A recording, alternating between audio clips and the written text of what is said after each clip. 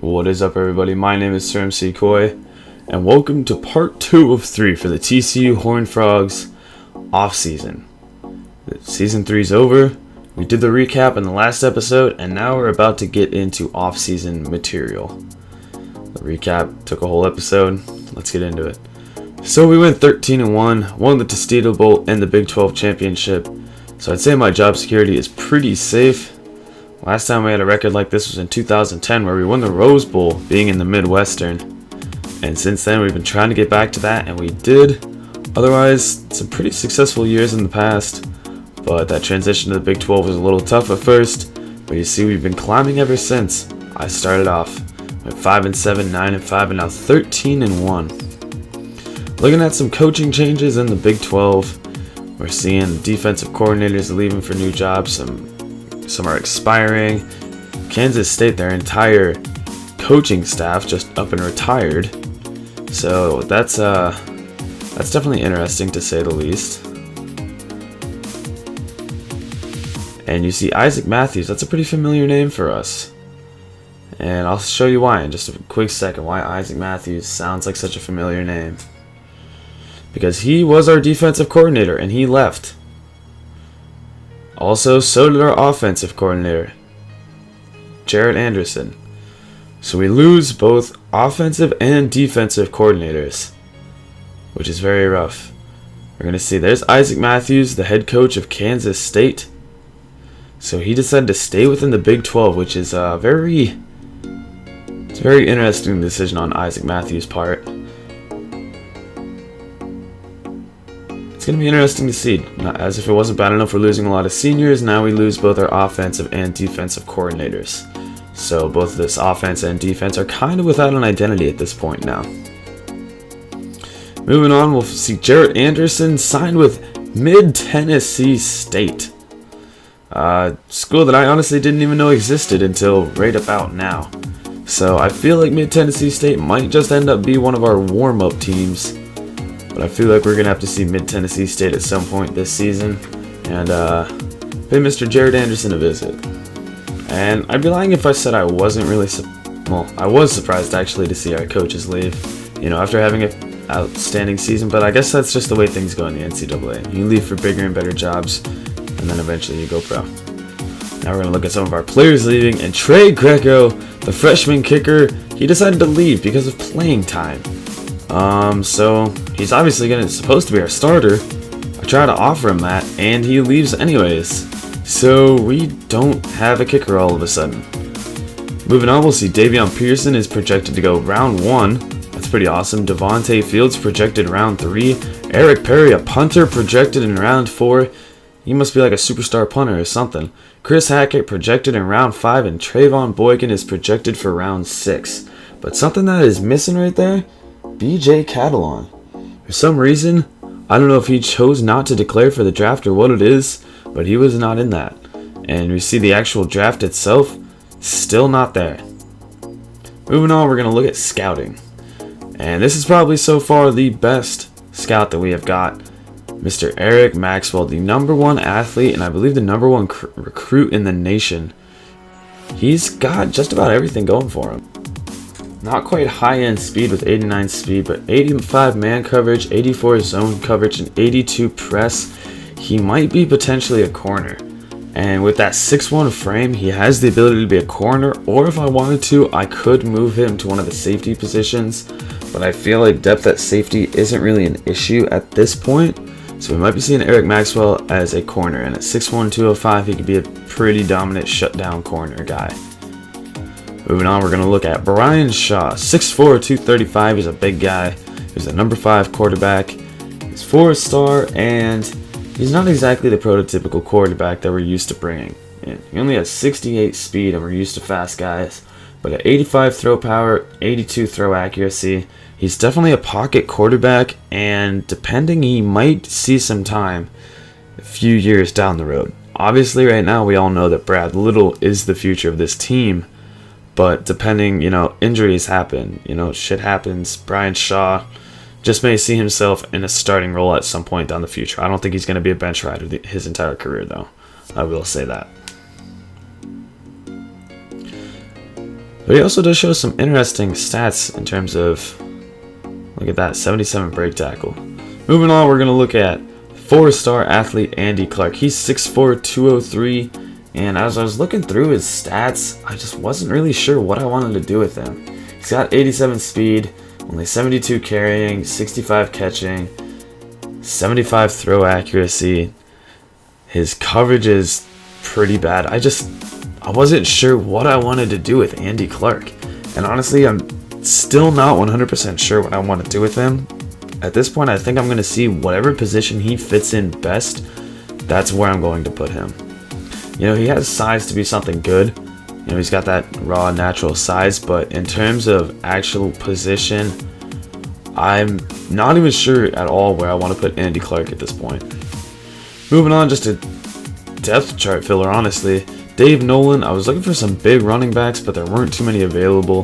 This guy's 5'11", 231. He's definitely got the size to be a bruiser, but I mean, he's a 49 overall, only an 83 speed, 68 trucking, 69 elusive, 74 agility. The stats aren't looking good for Dave Nolan, and you see that he was already a freaking bust as it is in terms of scouting. So it's going to be interesting to see what Dave Nolan can do if he does anything, but at this point, he's just a camp body. Next, we have defensive tackle Andy Morton. We can never have too much depth there. He's a number 27 defensive tackle, 71 overall. He's got, you know, he's got some ability coming out of Hawaii, but he has 83 power moves, 73 finesse moves, 76 block shed, and a 77 tackle. Pretty good raw stats for a defensive tackle. He's definitely got that size at 6 foot 291. He's got enough size to be powerful, but he can also be a fast, you know, sort of a Tevin Lawson kind of defensive tackle. Moving on, we got a tight end, 6'5", 262. This is a big tight end. 81 speed, 73 catching. The blocking, 66 and 65 aren't exactly the best, but this guy is a receiving tight end. And when you're that big, man, it's going to be fun throwing to this guy. He's got the potential to be hopefully what Griffin Gilbert should have been, but unfortunately I kind of wasted Griffin Gilbert's talents. This guy on the other hand, out of South Carolina, he can be big. Next we got another camp body, wide receiver Adam Roth. He was the 201st overall wide receiver, so you know he's not quite a big name, but he's something to work on at this point. He is a project guy. 84 speed, 69 catching, 72 route run, 57 catch in traffic. They're not exactly stats that come out and jump at you, but he has the ability down the future to become a good wide receiver.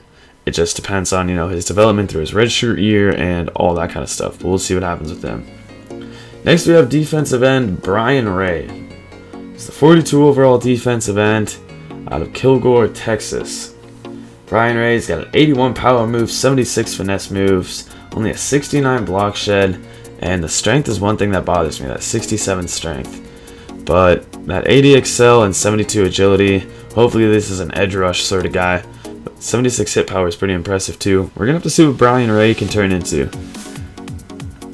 Next, another camp body at the running back position, Eric Wilson, 6 foot 213. Again, trying to find that big bruising running back. And this is kind of the guy that I found for that. But when you look at the stats, 51 overall, only 84 speed, 67 elusiveness, only a 48 break tackle. But he does have an 82 stiff arm. His stiff arm is pretty impressive. We're going to have to see what he can do with that. And we got Jacob Reyes, center that I picked up, 70 overall, 75 pass blocks, 75 run blocks, 74 impact block. He's, once again, developmental guy, but this guy could be good down the future. Those are pretty good stats to begin. We'll see what Jacob Reyes can do. Not too many big names in this recruiting class, but there are a few that I'm really happy with. Next we got another fullback, just to bring some competition. It's Reggie Beck. He's a 65 overall, 76 speed, 73 carrying, 67 run block, and 71 pass block. So this guy is definitely more of a being involved in the game itself fullback, but I'd like to see if we can make him two-way. One of my favorite recruits out of this draft is Marquise Davis, 6'6", 247 defensive end out of Hara, Oklahoma, 79 speed, 76 power move, 77 finesse move, and 78 block shed. First off, that 88 excel, 83 hit power, 81 pursuit. This guy is going to be a monster coming off the edge. And with that 6'6 frame, that's enough to scare any quarterback. Not exactly the biggest, but I'm hoping he can put on some size, because that's going to be his downfall, is his lack of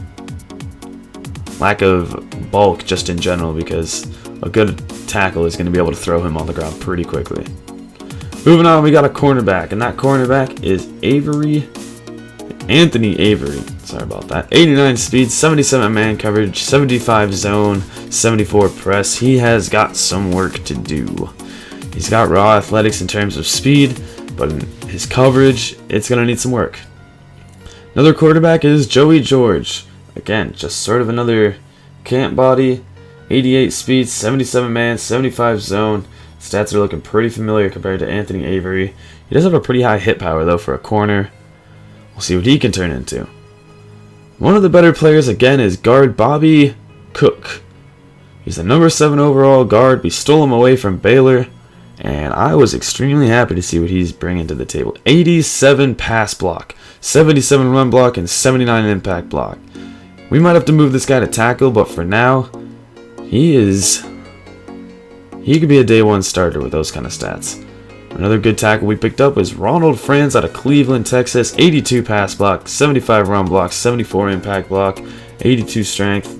Another big-bodied, just big guy. Now, I did really quick. There weren't too many people that I needed left in terms of recruiting. And Sam Holman and Stevie Benson I just wasn't really interested in. I know I needed John Thompson after Greco left. I liked what I saw out of Greg Lewis, and Jonathan Clark and Richmond Wheeler were two interesting players, but Jonathan Clark was the main guy I was looking at in terms of who was left. Greg Lewis, he ended up being a gem recruit that I found. When I recruited him, his overall went up 12, which is extremely impressive.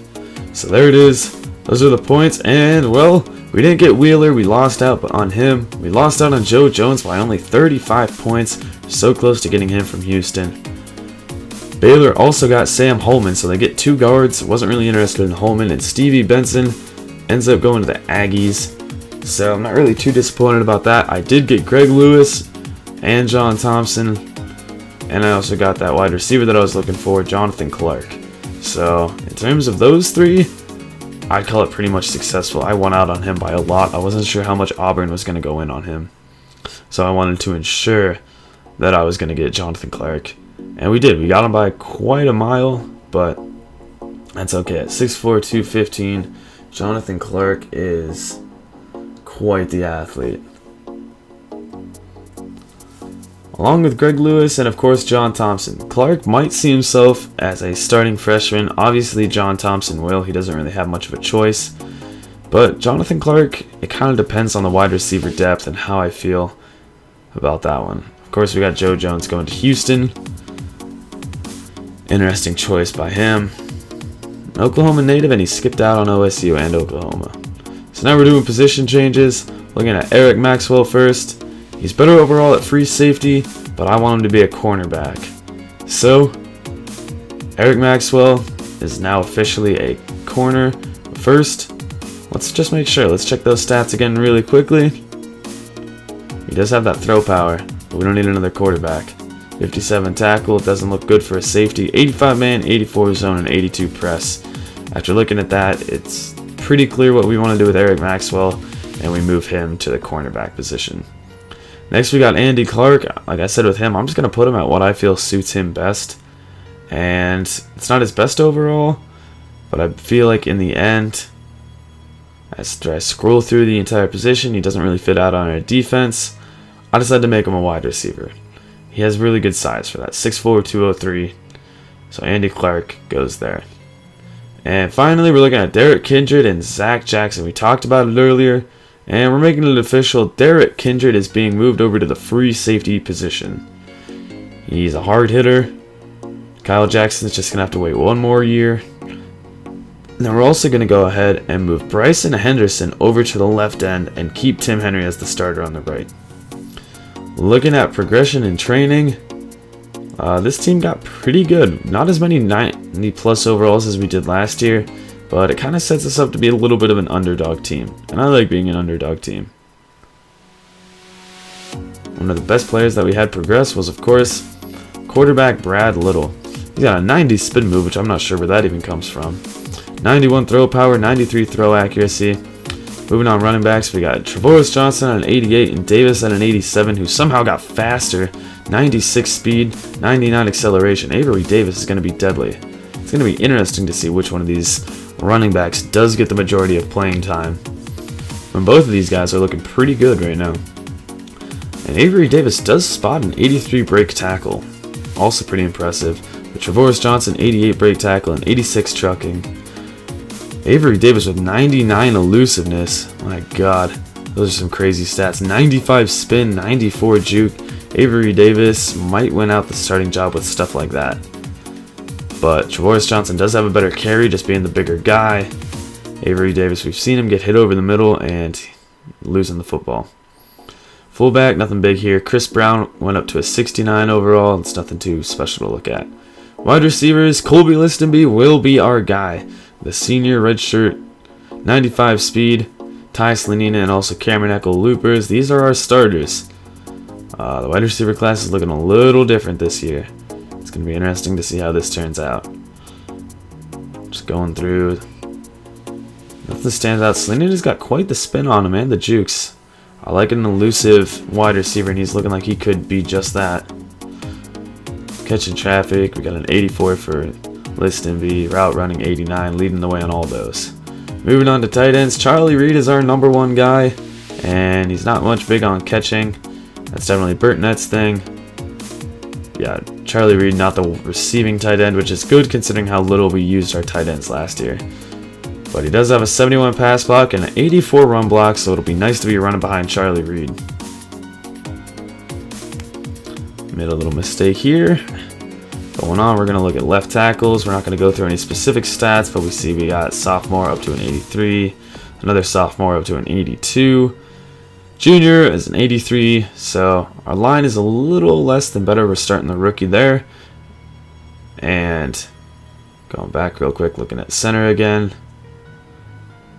And right tackle, this is our weak point right there. Left end, Bryson Henderson is one of the best players on our team now. 92 overall, 84 speed, 95 excel. My god. Good luck getting away from this guy coming off the edge. 81 tackle, 88 hit power, 74 power moves, 97 finesse moves, 94 pursuit. This guy's a scary man at 6'4", 258. At right end, we got the big boy Tim Henry. He's not the fastest, but he will just straight power through. 88 excel though, he can still run you down in the backfield. Hit power a 93, even better. 85 power moves, 84 finesse moves, and 84 block shed. Tim Henry, this guy is a beast. Look for him to put up some pretty good numbers this year. Very quietly though. Might be shadowed by Bryson Henderson. Defensive tackle, Tevin Lawson's now a 90 overall. We've also got Steve Harris at 71. Our depth at defensive tackle isn't very good right this year. Paul Whitmill, he's a senior now. He's going to be up to an 87 overall. Jamal Schroeder, an 88 overall middle linebacker. The speed is only an 80 compared to John Beverly's 87, but Jamal Schroeder just shows it off so much better. And here's the guy, Scott Brandt, 87 speed, 96 excel. This guy's going to chase you down. And good luck running away from this guy. 81 tackle, 85 hit power. Scott Brandt is a freaking beast. Corners, Marcus Bass, that is our number one overall guy. Along with Brandon Holland and Tucker. We've also got Ryan Texada. It's going to be interesting to see what this team does this year in terms of secondary. All of them in mid-60s with the catching. Also mid-80s with jumping. Tackle seems to be around there, but Holland and Tucker, 75 and 79 hit power. These guys can lay down the boom. Matt Tucker will be a good nickel corner in that case. Pursuit, player recognition, there it is. Man coverage, Bass leading the way with a 92. Then we got 87 and 87 for Holland and Tucker. Texada rocking an 85. In zone, Bass with an 88, 81 for Holland, 91 for Tucker. Of course, there's your press ratings. It's going going to be an interesting year at the cornerback position, to say the least. Free safety, Derek Kindred at 90 overall now. 89 speed. Kyle Jackson's pretty fast for a free safety. Look at that, 94.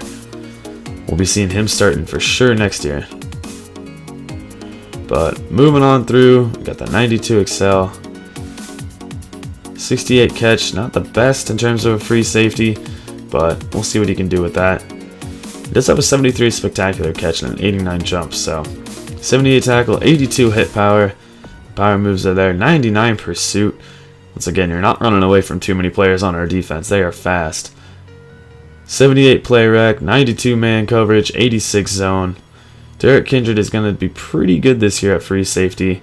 I feel like it's a pretty good way for him to end as his senior year. Then we have Zach Jackson, another senior at strong safety. 81 speed. He's an 88 overall in that position. 71 catch. We need that guy getting a lot of turnovers for us at this strong safety position. 67 catch in traffic. I'm not sure how much that affects. But 88 jump, which is pretty good. We got that 74 tackle. Only a 66 hit power. He's not going to be dropping the big boom, which is why I didn't want him at free safety. But 88 man, 72 zone. And then, of course, we don't have any kickers developing. And there's our punter, Darren Hughes, up to a 74 overall. So thank you guys for watching this episode. Our last episode will hopefully be up either late today or early tomorrow. My name is SirEmCeeCoy. Subscribe, and I'll see you later.